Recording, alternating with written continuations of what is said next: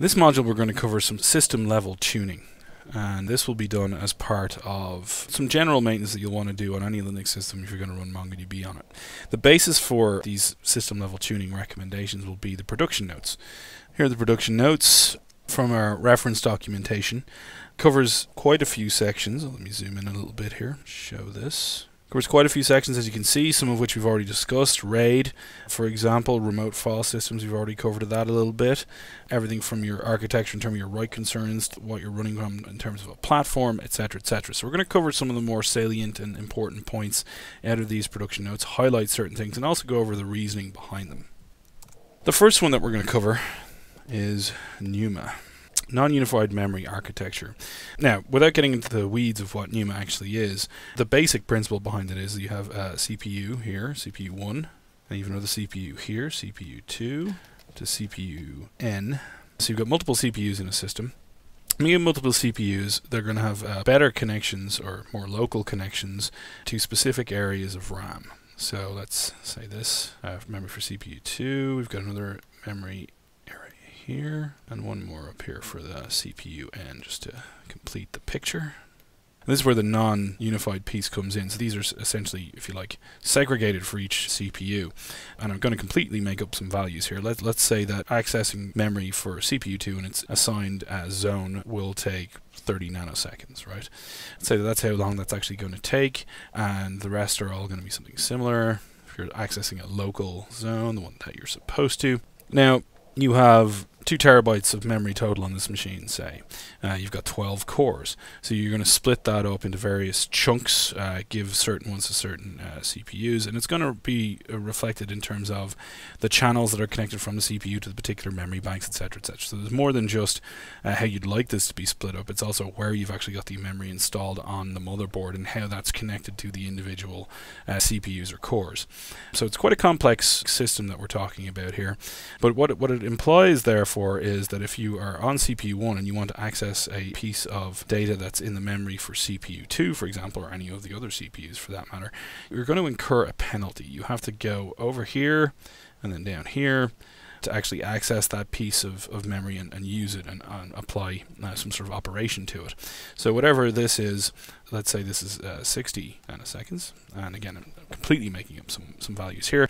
Accessing something locally takes you 30, and non-local will be 90, or 3x in terms of latency. So you can see immediately that if you're going to be accessing things outside of your local memory for the particular CPU, you're going to have a significant penalty, 3x the penalty in the made-up values that I've been using. So you're going to want to avoid that if you're using NUMA.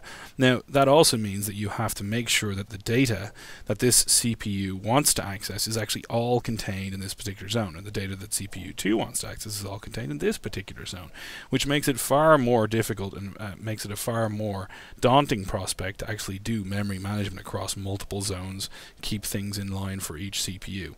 MongoDB basically doesn't support this behavior.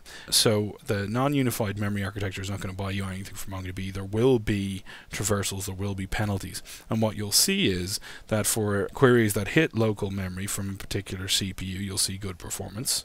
And then for ones that have to traverse a lot, you're going to see relatively poor performance. And so you're going to have a non-predictable, if you like, sort of performance profile and have very little control over which one you're going to get where, etc. So essentially, we've decided, for the moment anyway, that we're not going to support NUMA. So that's just a brief explanation of where some of the penalties come in and where some of the complexity comes in terms of trying to manage a NUMA-based system. So we've decided at the moment, for the foreseeable future, that NUMA will not be supported in MongoDB. That's actually a pretty common thing for database in general, particularly anything that uses memory mapped files, to not support NUMA. So if you do have NUMA-enabled hardware, you've got 2 options. You can disable NUMA in the BIOS, in which case you'll basically no longer have a NUMA system. It will just present as a single unified block of memory to all the CPUs. Or you can set your interleave policy to all, well, I'll show you that in a second, and disable zone reclaim. So that's actually covered in our notes. So MongoDB NUMA hardware shows you setting the interleave policy to all, and then a little bit further down shows you disabling zone reclaim mode. Now this may actually be disabled by default. You can just cat procsys VM zone reclaim mode to actually view whether it's enabled or disabled, and this is how you disable it. The NUMA CTL piece, this is actually baked into our init scripts.